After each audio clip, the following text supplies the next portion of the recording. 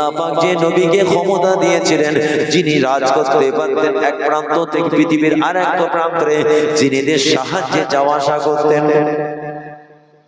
আল্লাহ পাক যে নবীকে সুশ্রী করেছিলেন, সুন্দর চেহারা সুশ্রী বানিয়েছিলেন, শক্তিশালী বানিয়েছিলেন, দেশের রাষ্ট্রনায়ক জামানার একজন রাসূল নবী, একজন নবী সুলাইমান আলাইহিস সালাম জীবজন্তুর পশু পক্ষীর সঙ্গে কথাও বলতেন,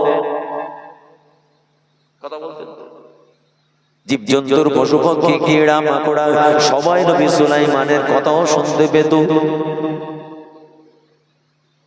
একদিন হুজুর সঙ্গী সাথীদের নিয়ে চলে যাচ্ছেন রাস্তার ধারে, লোক লস্কর দলবল সঙ্গীদের নিয়ে যাচ্ছেন। হঠাৎ রাস্তার ধারে নবী সুলাইমান আলাইহিস সালাতু ওয়াস সালাম হঠাৎ দাঁড়িয়ে গেলেন। দাঁড়িয়ে দাঁড়িয়ে গাছের ডালের দিকে তাকিয়ে মুচকে মুচকে হাসে। সঙ্গীরা সবাই দাঁড়িয়ে গেল। কি ব্যাপার, নবী সুলাইমান কেন দাঁড়িয়ে গেলেন? কোনো কথা বলে না।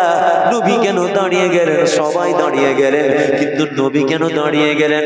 সবাই লক্ষ্য করে দেখে নবী সুলাইমান গাছের দিকে, গাছের পাতার দিকে তাকিয়ে হাসি। দেখছে আমাদের নবী গাছের ডালে